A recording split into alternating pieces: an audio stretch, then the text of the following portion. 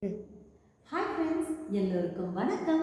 நம்ம தமிழில் ஆல்பர்ட் ஐன்ஸ்டீனும் JK Rowling and Malala photo இருக்கிறத பார்த்துருப்பீங்க. அவங்களுக்கும் நம்ம குட்டி குட்டி ஸ்டோரிக்கும் என்ன சம்பந்தம்?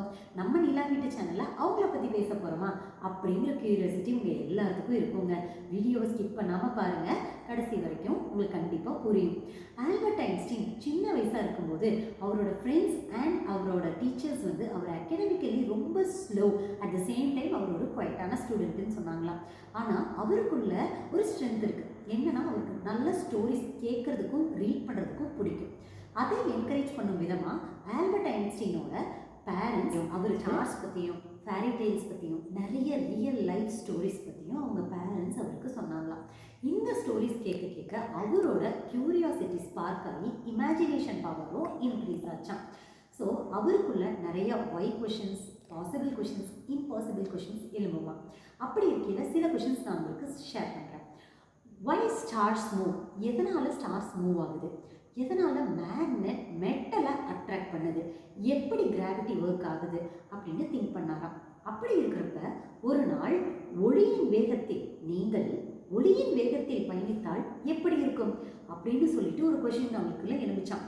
அவர் நம்மள மாதிரி யோசிக்காம கொஞ்சம் டிஃப்ரெண்ட்டாக யோசிச்சார். அவருக்கு தோணுன அந்த கொஷினுக்கு ஆன்சர் கண்டுபிடிக்கணும் அப்படின்னு யோசிச்சாராம். அப்படி யோசிச்சு தியரி ஆஃப் ரிலேட்டிவிட்டி கண்டுபிடிச்சாராம். அவங்க பேரண்ட்ஸும் டீச்சர்ஸ் மாதிரி இவன் ரொம்ப academically slow and quite student அப்படின்னு ஸ்டோரி சொல்கிறத ஸ்டாப் பண்ணியிருந்தா அவருக்குள்ள க்ரியேட்டிவிட்டி இருந்திருக்காது, இமேஜினேஷன் இருந்திருக்காது. தியரி ஆஃப் ரிலேட்டிவிட்டியும் அவர் கண்டுபிடிச்சிருக்க மாட்டார். தியரி ஆஃப் ரிலேட்டிவிட்டி தான் one of the most important scientific டிஸ்கவரிஸ்ன்னு சொல்கிறாங்க. இதிலிருந்து நம்ம என்ன கற்றுக்குறோம் அப்படின்னா, குழந்தைங்க மட்டும் இல்லாமல் நம்மளும் நிறைய கதைகளை கேட்கணும். கதைகள் கேட்கறது மூலமாக நம்மளோட க்ரியேட்டிவிட்டி அண்ட் இமேஜினேஷன் இன்க்ரீஸ் ஆகும், பூஸ்டப் ஆகும்.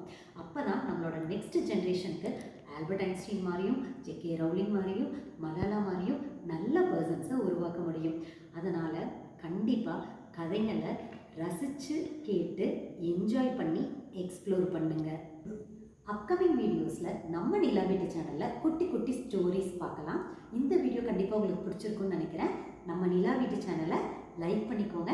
நம்மளை மோட்டிவேட் பண்ணுற விதமாக நம்ம சேனலை சப்ஸ்கிரைப் பண்ணிக்கோங்க. தேங்க்யூ, பாய்.